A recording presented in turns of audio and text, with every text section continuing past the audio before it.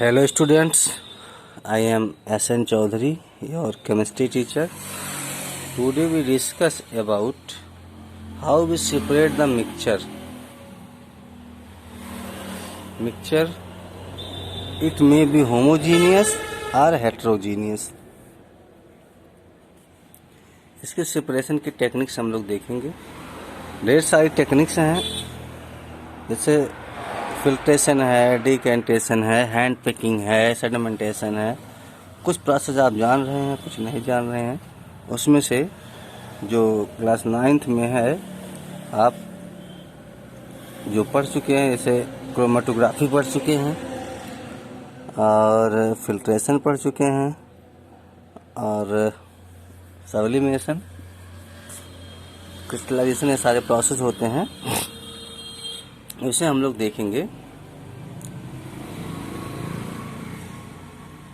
कि अगर दो मिसबल लिक्विड हैं और एक दूसरे में मिले हैं। मिसबल का मतलब ऐसे अल्कोहल पानी में मिल जाता है, और मिट्टी का तेल जिसको आप केरोसिन ऑयल कहते हैं, पेट्रोल में मिल जाता है। तो जो दो लिक्विड जो आपस में मिल जाते हैं उनको मिसबल लिक्विड कहते हैं। और कभी कभी दोनों वोलेटाइल होता है, कभी कभी एक वोलेटाइल होता है। तो यहाँ पे हम बात कर रहे हैं separation of two miscible liquid. इसमें एक है जो है यहाँ लिखा हुआ है mixture of acetone and water. एक एसीटोन है, एक वाटर है। तो एसीटोन को वाटर से अलग करना है। एसीटोन एक ऑर्गेनिक सब्सटेंस है, वाटर एक इनऑर्गेनिक सब्सटेंस है। तो जैसे आप देख रहे हैं, यह एक स्टैंड है, लैब में रहता है स्टैंड। और ये जो फ्लास्क बना हुआ है, जो कहते हैं डिस्टिलेशन फ्लास्क। इसी बीच में थर्मामीटर इसमें सेट रहता है कि टेम्परेचर कितना हम लोग नोट करते रहते हैं। यहाँ पे दो होल होता है, इसी को कहते हैं डिस्टिलेशन। ये जो है इसको डिस्टिलेशन कॉलम कहते हैं। इसमें दो होल होते हैं, एक होल यहाँ है, एक होल यहाँ है। तो एक से पानी इन होता है, एक से आउट होता है। तो कोशिश ये करते हैं कि एक को सिंक में डालते हैं, एक टोटी की सप्लाई में डाल देते हैं, जो कि हमेशा ये बार बार ठंडा होता रहे, कूल होता रहे। होता क्या, प्रोसेस क्या है इसकी, यहाँ देखो बर्नर लगा है, इसको गर्म करते हैं। गर्म करते हैं तो इससे वेपर निकलता है, वेपर इधर से आता है यहाँ पे। तो इसको पानी में या आइस में कूल करते हैं, इसको कंडेंसर भी कहा जाता है।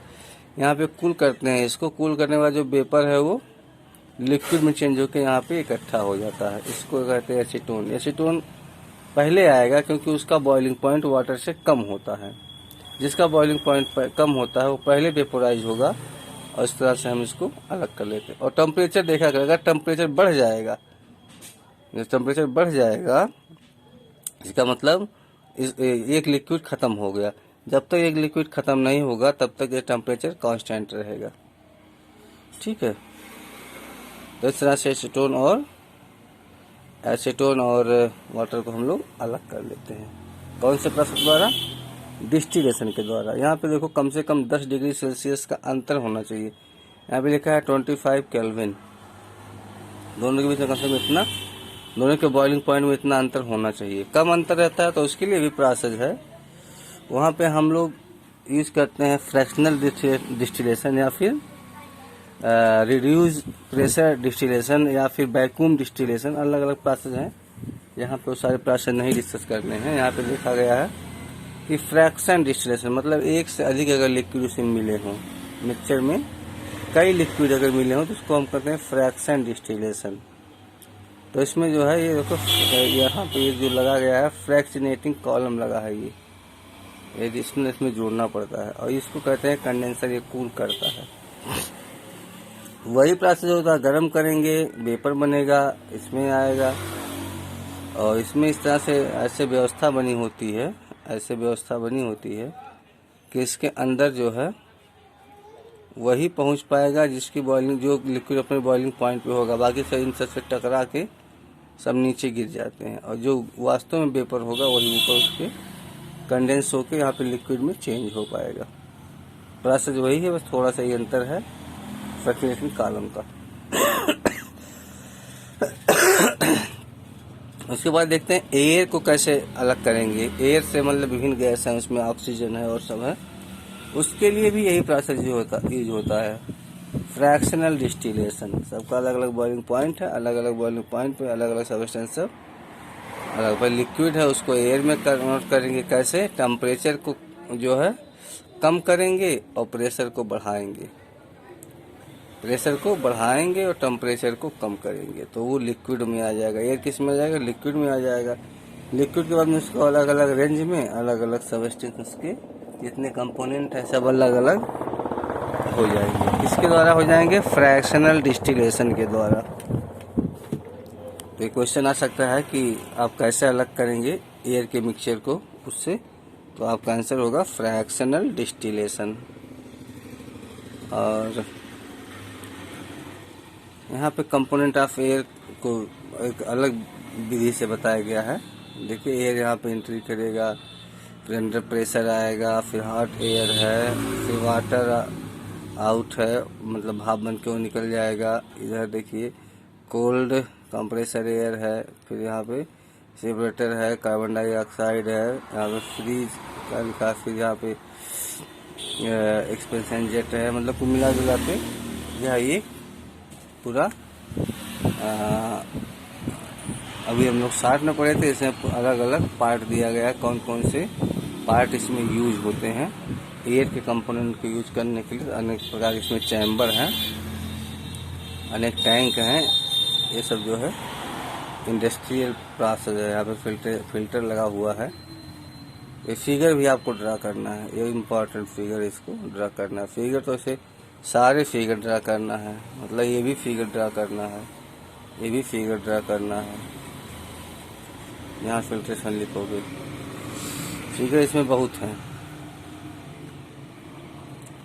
एप्लीकेशन इसको दे दिया गया है, कहाँ कहाँ एप्लीकेशन इसका है। ये जो है यहाँ पे एक अलग चीज़ है जिसका नाम है क्रिस्टलाइजेशन।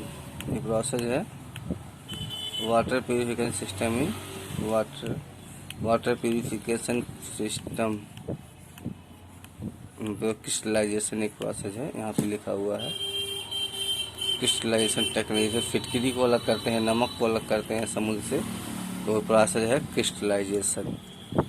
इसमें क्या होता है, क्रिस्टल कोई होता है और सॉलिड को इसमें प्यूरिफाई किया जाता है। जो सॉलिड सब्सटेंस है उसी को आप सेपरेट कर सकते हैं। सॉलिड कोई लिक्विड में डिजॉल्व है तो उसके लिए कौन सा प्रोसेस यूज करेंगे? क्रिस्टलाइजेशन। आप लोग क्लास 7 वगैरह में पढ़े हैं, कॉपर सल्फेट की क्रिस्टल बनाए हैं, वही क्रिस्टलाइजेशन प्रोसेस है इसमें। ये ध्यान रखना है कि इसमें एक कंपोनेंट जो होगा वो सॉलिड होगा, जिसको अलग करना होगा। जो क्रिस्टल बनाएगा उसी को आप अलग कर सकते हैं। ये देखिए बहुत इंपॉर्टेंट टॉपिक है, फिजिकल और केमिकल चेंज। मतलब अगर कोई नया सब्सटेंस बना तो फिजिकल नहीं होगा, केमिकल होगा। कोई सब्सटेंस नया नहीं बना है तो केमिकल चेंज होगा। पेपर फाड़ दिए हैं तो पेपर ही रह गया, वो फिजिकल चेंज है। लेकिन पेपर को जला दिए तो राख बन गया, अलग सब्सटेंस बन गया, वो केमिकल चेंज है। पेड़ काट दिए हैं तो केमिकल चेंज है, लेकिन अगर लकड़ी काटे हैं तो फिजिकल चेंज है। ये सब ध्यान देने की बात है। केमिकल फिजिकल चेंज और सब्सटेंस कौन कौन से प्योर सब्सटेंस है? Element. Robert Boyle was the first scientist to use the term element. 1661 में, सबसे पहले 1661 में रॉबर्ट बॉयल ने सबसे पहले एलिमेंट वर्ड का यूज किया था। और एंटोनी लेवाजियर जो है, ये फ्रेंच केमिस्ट हैं, was the first stabilize and experimentally useful definition of element. Element की जो डेफिनेशन है सबसे पहले उन्होंने दिया था। क्या नाम है इनका? लेवासियर। तो इस तरह से एलिमेंट के बारे में हम लोग देखेंगे कि एलिमेंट भी एक प्योर सब्सटेंस होता है। Elements is the pure substance that is consist of only one type of atom, और इसको एक से अधिक प्रकार के सब्सटेंस में तोड़ा नहीं जा सकता है। ये सब एलिमेंट के बारे में यहाँ पे लिखा गया है। इसके बाद में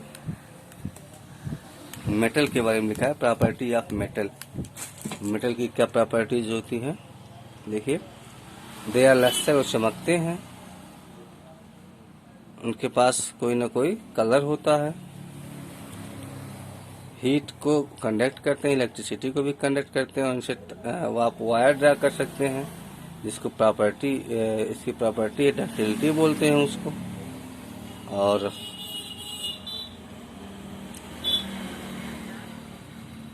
हीट इलेक्ट्रिसिटी कंडक्ट कर सकते हैं, बताया गया। दे आर मैलेबल, उनसे सीट या चादर बनाई जा सकती है। सोनरस होते हैं, इससे घंटी से आवाज़ आती है। और एग्जाम्पल है मेटल है के गोल्ड है, सिल्वर है, कॉपर है, आयरन है, sodium, potassium, mercury is the only liquid metal. ये इम्पोर्टेंट है कि मरकरी जो है केवल एक ऐसा मेटल है जो लिक्विड है। फिर 4-5 एलिमेंट लिक्विड मिलते हैं, लेकिन मरकरी ज़्यादा फेमस है।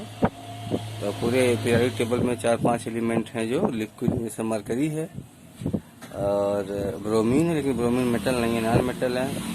सीजियम है, फ्रांसियम है, गैलियम है, ये सब भी जनरली लिक्विड स्टेट में ही पाए जाते हैं। उसके बाद हम लोग देखते हैं नॉन मेटल के बारे में। यहाँ लिखा है नॉन मेटल, तो उनके पास कोई कलर नहीं होता, वो पुअर कंडक्टर होते हैं, लस्टर सोनरस अवेलेबल नहीं होते हैं। यहाँ पे ग्रेफाइट एक जो है एग्जाम्पल है जो कंडक्ट करता है इलेक्ट्रिसिटी को, बहुत सही कंडक्ट करता है ग्रेफाइट, नॉन मेटल होते हुए भी। यहाँ एक वर्ड लिखा है कंपाउंड। कंपाउंड का मतलब होता है one two element of different type combined to form compound. दो अलग अलग प्रकार के एलिमेंट जब एक दूसरे से मिलते हैं तो जो प्रोडक्ट मिलता है उसका नाम होता है कंपाउंड। कंपाउंड भी प्योर होता है, मतलब एलिमेंट और कंपाउंड यही दो प्योर होते हैं। यहाँ पे कुछ अंतर दिया गया है दोनों में। किसमें लिखा अंतर? मिक्सचर में और कंपाउंड में। मिक्सचर जो होता है किसी भी रेशियो में होता है, लेकिन कंपाउंड फिक्स रेशियो में होता है। इसका कंपोनेंट घट बढ़ सकता है, इसका कंपोनेंट घट बढ़ नहीं सकता, फिक्स होता है। मिक्सचर में जितने भी सब्सटेंस मिले होंगे उन सब का गुण दिखाएगा, लेकिन ये किसी का गुण नहीं दिखाया है। जैसे एग्जांपल, जैसे वाटर में क्या है, ऑक्सीजन है और हाइड्रोजन है। तो हाइड्रोजन जलने वाला है और ऑक्सीजन जलने में सपोर्ट करता है, लेकिन दोनों मिलकर पानी बनाते हैं जो कि आग को बुझाने का काम करता है। इसको फिजिकल मेथड से अलग कर सकते हैं मिक्सचर को, लेकिन कंपाउंड को आप फिजिकल मेथड से नहीं अलग कर सकते। इलेक्ट्रोकेमिकल प्रोसेस से तो अलग किया जा सकता है, बहुत सारे प्रोसेस से, लेकिन फिजिकल प्रोसेस से उसको अलग नहीं कर सकते।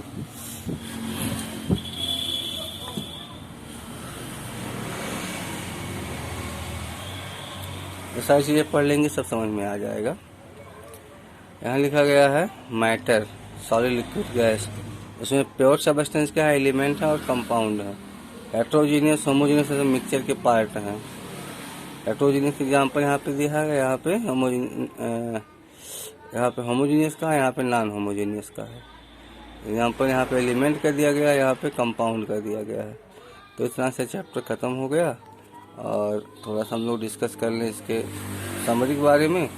सबसे पहले समरी ही लिखना है। I mixture contain more than 2 substance. अगर मोर देन 2 सब्सटेंस है तभी मिक्सचर है। होमोजीनियस है कि हेट्रोजीनियस है तो बात की बात है। Mixture can be separated into pure substance using appropriate separation technique के द्वारा उनको हम लोग अलग कर सकते हैं। कौन सी टेक्निक है उसमें नाम नहीं दिया गया है, ये फिजिकल टेक्निक, केमिकल टेक्निक है। सॉल्यूशन क्या होता है, होमोजीनियस होता है। उसमें जो अधिक अमाउंट में होता है उसको सॉल्वेंट कहते हैं, कम अमाउंट वाले को सॉल्यूट कहते हैं। The concentration of a solution is the amount of solute present per unit volume per unit mass is called solution. ये डेफिनेशन लिखा है कंसंट्रेशन ऑफ सॉल्यूशन की। उसके बाद में metal that are in material that are insoluble in a solvent and have particle that are visible to naked eyes from a suspension. A suspension is that a suspension के बारे में लिखा गया है। सस्पेंशन जो है वो नेक्ड आइज के पार्टिकल आपको नेक्ड आइज से दिखते हैं। फिर एक कोलाइड के बारे में दिया गया है। कोलाइड के बारे में हम लोग पढ़ चुके हैं। हेट्रोजीनियस होता है, 2 फेज होते हैं, डिस्पर्स फेज, डिस्पर्स मीडियम होते हैं। प्योर सब्सटेंस कौन कौन है, एलिमेंट है और कंपाउंड है। जब हम लोग बात ही कर रहे थे, केमिकली कंबाइंड होते हैं कंपाउंड में 2 एलिमेंट। उसके बाद में एक्सरसाइज है, एक्सरसाइज देखिएगा, कर पाइएगा तो प्रयास करिएगा, तो हम लोग बाद में जो है इसका जो है PDF भेज देंगे। ठीक, बहुत बहुत धन्यवाद आप लोग का। Thanks student.